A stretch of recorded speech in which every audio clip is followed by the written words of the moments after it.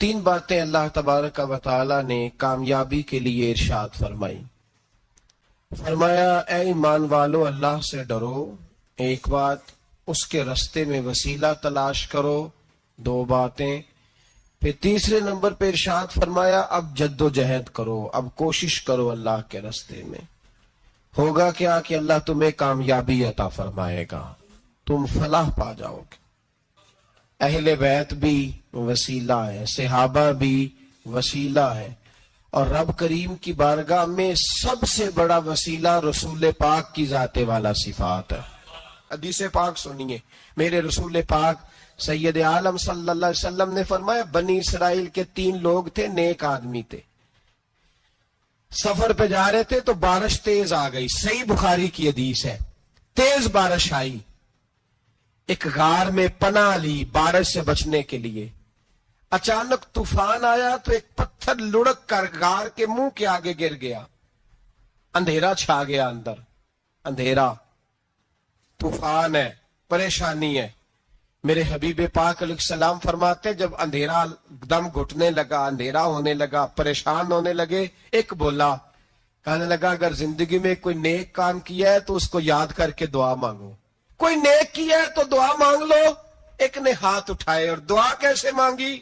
اللہ اکبر، عرض کرنے لگا اے اللہ تو جانتا ہے میں نے بکریاں رکھی ہیں، میں دودھ دھو کے بیچتا ہوں، میرے بیٹے بھی ہیں، بیٹیاں بھی ہیں، اولاد بھی ہے، اور میرے پاس لوگ دودھ خریدنے بھی آیا کرتے تھے، پر اللہ میرے بوڑھے ماں باپ ہیں، میں نے اپنی زندگی کا طریقہ بنایا ہے جب تک ابا جی دودھ نہیں پیئیں گے کسی کو نہیں ملے گا، جب تک میری بوڑھی ماں کے لبوں سے دودھ نہیں لگے گا کسی کو نہیں ملے گا۔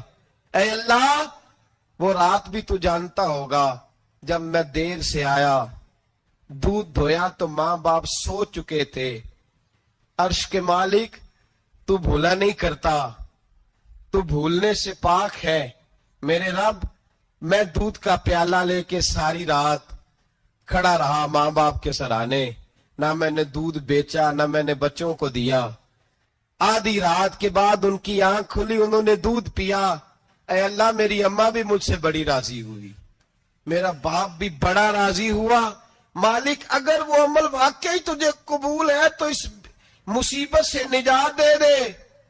میرے نبی پاک علیہ السلام فرماتے اس نے یہ وسیلہ دے کے دعا مانگی تو اللہ نے پتھر سرکا دیا، پہلے روشنی نہیں آ رہی تھی اب روشنی آنی شروع ہو گئی۔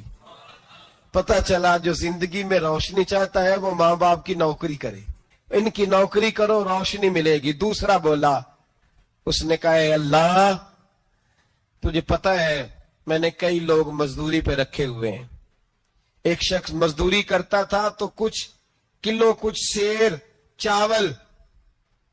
کچھ چاول اس کی مزدوری بنے، مثال دے کے سمجھاتا ہوں، 10,000 کے چاول اس کی مزدوری بن گئے، میں نے اس کو کہا مزدوری لے لے تو وہ ناراض ہو کے چلا گیا ناراض ہو کے، لیکن اے اللہ میں نے اس کا مال کھایا نہیں، میں نے مزدور کا حق رکھا نہیں، اے اللہ میں نے 10,000 علیحدہ کر دیا، وہ چاولوں کی قیمت میں نے علیحدہ کر دی، جب میں کاروبار کرتا تو میں نے اس کا پیسہ انویسٹ کر لیا، پھر اس پیسے سے میں کماتا رہا، ایک وقت آیا کہ زمانے بیت گئے، وہ 10,000 10 لاکھ یا یوں سمجھ لے 10 کروڑ ہو گیا، کئی گائیں، کئی اونٹ، کئی پلاٹ آ گئے، اے اللہ کئی زمانے کے بعد وہ مزدور لوٹا اور کہنے لگا صاحب میں غریب ہو گیا ہوں، تنگ دستی آ گئی ہے، بوڑھا ہو گیا ہوں، وہ میرے پیسے تو دے دیں۔ تم اے اللہ میں بے ایمان نہیں ہوا، ایک رتی برابر بھی میرے دل میں میل نہیں آئی، میں نے کہا یہ اتنی درجن گائیں تیری، یہ اونٹ تیرے، یہ پلاٹ تیرے۔ وہ کہنے لگا تو مجھ سے مذاق کرتا ہے، میرے تو تھوڑے سے چاول تھے، یوں سمجھ لے 10,000 کے اور اتنا کچھ۔ میں نے کہا وہ تیرے پیسے تو ناراض ہو کے چلا گیا، میں نے ڈھونڈا تو ملا نہیں، وہ تیرے پیسے میں نے انویسٹ کیے تو آج یہ سارا سرمایہ اسی کا ہے۔ اے اللہ وہ بوڑھا مزدور جب اتنی گائیں ملی، اتنے اونٹ ملے، اتنے اسے پلاٹ ملے تو وہ روتا دعائیں دیتا گیا، اے اللہ اگر تجھے میرا وہ عمل قابل قبول ہے تو اس مصیبت سے نجات عطا فرما۔ میرے نبی پاک سید عالم صلی اللہ علیہ وسلم فرماتے پتھر تھوڑا اور ہٹ گیا، اب تیسرا بولا عمل کا وسیلہ دے کے، او بھائی کوئی عمل بچا کے رکھ، کچھ کر لے، کچھ زندگی میں اکٹھا کر لے، کوئی تو ایسا عمل ہو جب قیامت آئے تو مصیبت سے بچ سکے، تو قبر میں مصیبت سے بچ سکے، تو دنیا میں مصیبت سے بچ سکے۔ میرے رسول پاک سید عالم صلی اللہ علیہ وسلم فرماتے تیسرا بولا، کہنے لگا اے اللہ تو جانتا ہے میں جوان، میں رانا، میں حسین، مجھے عورتیں دعوت دیتی تھی، اپنی طرف مائل کرتی تھی، لیکن میں کسی پر نہ دیکھتا، بس ایک چچا کی بیٹی پہ میں عاشق ہو گیا، اس کے میں قریب جانے لگا، بلانے لگا، 100 دینار بھی اکٹھے کیے اس کو دینے کے لیے۔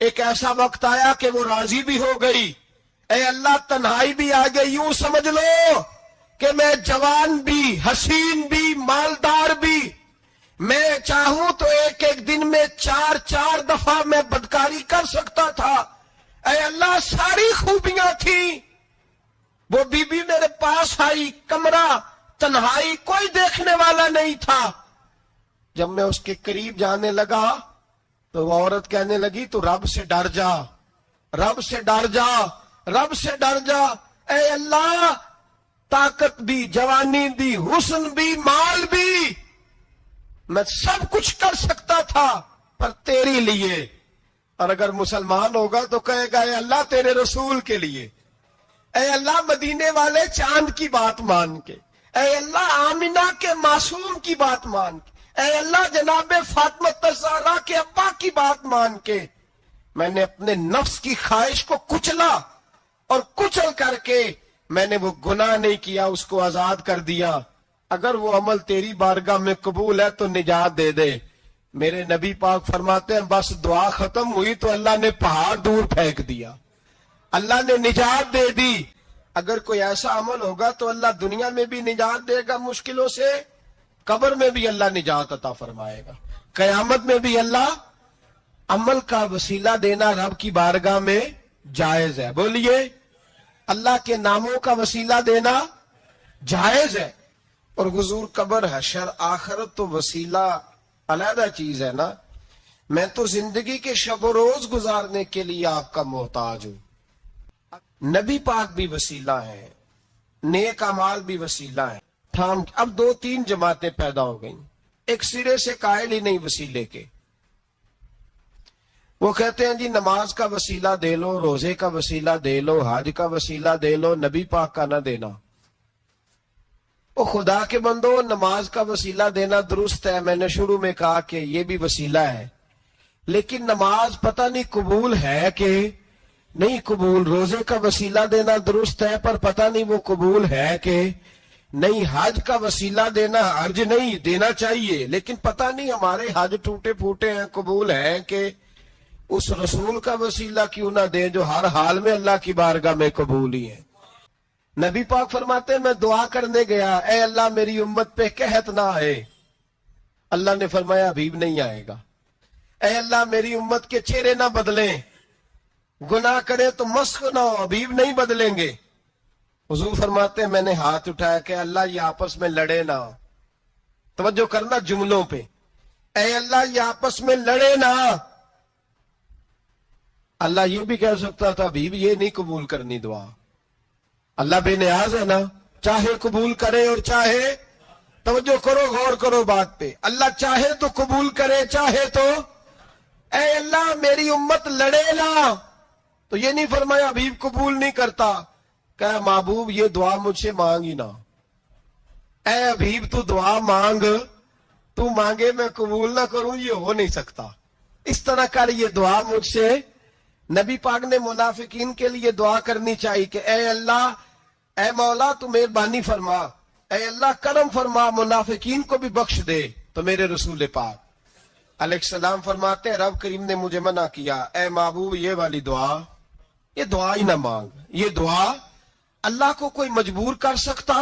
ترمذی شریف، ابن ماجہ، دیگر تمام کتب میں امام احمد نے اپنی مسند میں نقل کیا، حضرت عثمان ابن حنیف کہتے ہیں میں نبی پاک کے پاس بیٹھا تھا تو ایک نابینا صحابی آئے، عرض کرنے لگے یا رسول اللہ صلی اللہ علیہ وسلم میں نابینا ہوں، میرے لیے دعا کریں، اللہ مجھے آنکھیں عطا فرمائے، دعا کریں۔ اب حضور نے پتہ کیا کہا؟ نبی پاک نے فرمایا دو باتیں ہیں، یا تو صبر کر لے یا میں دعا کر دیتا ہوں۔ صبر کرے گا تو اللہ جنت دے گا، یا تو صبر کر لے یا میں۔ صحابی بڑے پیارے تھے، کہنے لگے یا رسول اللہ جنت تو اللہ اپنے فضل سے دے گا ہی، میں نے نہیں صبر کرنا، مجھے آنکھیں چاہیے، اور پھر یہاں آ کے صبر کروں، این خزانے کے پاس جا کے صبر کروں؟ حضور میں نہیں صبر کرتا، اب دعا کریں۔ نبی پاک نے دعا سکھائی، فرمایا دو نفل پڑھ جا کے اور دو نفل پڑھ کے میرے وسیلے سے دعا کر۔ کیا کر؟ اللہ سے کہ اللہ میں تیرے پاس تیرے رسول کا وسیلہ لے کے آیا ہوں، اور پھر کہنا یا محمد انی توجہت الیک، کہنا ہے محمد صلی اللہ علیہ وسلم میں آپ کے وسیلے سے اللہ کی بارگاہ میں حاضر ہوں، اور پھر اللہ سے کہنا کہ اے اللہ تو اپنے نبی کی سفارش میرے حق میں قبول فرما۔ کون سکھا رہا ہے؟ بولیے کس کو؟ بولیے۔ کہا جا میرے وسیلے سے جا کے دعا کر۔ حضرت عثمان کہتے ہیں وہ چلے گئے، دو نفل پڑھے، حضور کے وسیلے سے دعا مانگی۔ فرماتے ہیں وہ چلے گئے پر ہم کوئی نہیں گئے۔ آپ کیوں نہیں گئے؟ تو صحابہ کا نظریہ بتاتا ہے کہ وہ گئے اس لیے نہیں کہ ہم حضور کا معجزہ دیکھ کے ہی جائیں گے، کہتے ہیں ہم گئے نہیں۔ تھوڑی دیر گزری تو وہ صحابی جو اندھے گئے تھے جب واپس آئے ہیں تو اللہ نے انہیں آنکھیں عطا فرما دی۔ گئے تھے تو نابینا تھے، آئے تو بینا ہے۔ میرے نبی پاک صلی اللہ علیہ وسلم کا توسل، حضور کا وسیلہ خود حضور نے سکھایا ہے، خود نبی پاک نے، اور صحابہ کرام علیہم رضوان اس مزاج پر پورے عامل تھے۔ حضرت عمر فاروق صحابہ میں ایک دانشور شخصیت کا نام ہے، علم کے لحاظ سے، عمل کے لحاظ سے، بصیرت کے لحاظ سے، تقوی کے لحاظ سے ایک بڑی انفرادی اور منفرد شخصیت ہے۔ حضرت عمر کے زمانے میں قحط پڑ گیا، بارش نہیں ہوتی، حالات بڑے دگرگوں ہیں، پریشانی ہے۔ لوگ سیدنا فاروق اعظم سے پوچھتے ہیں حضور اب کیا بنے گا؟ جو میں نے پہلے حدیث آپ کی خدمت میں عرض کی وہ ترمذی اور ابن ماجہ سے، اب جو حضرت عمر کی روایت عرض کر رہا ہوں یہ صحیح بخاری میں موجود ہے۔ حضرت عمر فاروق رضی اللہ تعالیٰ عنہ کا زمانہ مبارکہ، قلت آ گئی، قحط آ گیا، بارش شدید ہے، صحابہ پریشان ہے۔ جناب عمر فاروق رضی اللہ تعالیٰ عنہ سے کہتے ہیں حضور کرنا کیا ہے؟ حضرت عمر پہلے تو خاموش رہے، پھر حضور کے چچا جناب عباس کو بلایا، کوئی بات نہیں کی، جناب عباس کا بازو پکڑا اور کھلے میدان میں لے گئے۔ حضرت عمر دعا کرتے ہیں اور پوری امت کو دعا کا طریقہ بتلاتے ہیں۔ حضرت عمر کہتے ہیں اگر قبول کرانی ہے تو یہ طریقہ اختیار کرو، اگر اللہ کی بارگاہ میں دعاؤں کو مستجاب کرانا ہے تو یہ رنگ ہے جو امت مسلمہ کو میں سکھا رہا ہوں۔ حضرت عمر نے جناب سیدنا عباس رضی اللہ تعالیٰ عنہ کو کھڑا کیا سامنے اور دعا فرمائی، اللہم انا نتوسل الیک بنبیک، اے اللہ ہم تیری بارگاہ میں تیرے نبی کے وسیلے سے دعا کرتے ہیں، فتسکینا ہمیں بارش عطا فرما۔ ہمیں کس کے وسیلے سے؟ حضور۔ اور پھر کہا اللہم انا نتوسلک بام نبیک، اے اللہ ہم نے اپنے نبی کے چچا کے وسیلے سے بارش عطا فرما، اے اللہ ہمیں اپنے رسول کے چچا کے وسیلے سے، حضرت عباس کے وسیلے سے بارش دے۔ صحابہ کہتے ہیں جب ہم گئے تھے دعا مانگنے تو خشک سالی تھی، اور جب گھروں کو آ رہے تھے تو ہمارے کپڑے بارش سے بھیگ چکے تھے۔ اللہ نے بارش عطا کس کے وسیلے سے؟ حضرت عباس۔ اچھا یہ بات یہاں قابل غور ہے، حضرت عمر کے وسیلے سے بھی دعا ہو سکتی ہے، دعا سیدنا عمر فاروق کے وسیلے سے بھی، لیکن حضرت عمر رضی اللہ تعالیٰ عنہ نے نبی پاک کے چچا، چونکہ حضرت عباس جب آیا کرتے تھے تو حضور کھڑے ہو کے استقبال فرماتے تھے آپ کو دیکھتا ہوں تو مجھے اپنے والد کی یاد آتی۔ حضرت سیدنا عمر نے بتلایا کہ میں اس کو لے کے جا رہا ہوں جو نبی پاک کے زیادہ قریب ہے، جو حضور کے زیادہ قریب ہے ان کے وسیلے سے دعا فرمائی. امت کو کیا درس دیا؟ فرمایا جو بھی حضور کے قریب ہو اس کے وسیلے سے دعا کرو، اللہ تمہیں آسانیاں نصیب فرمائے گا.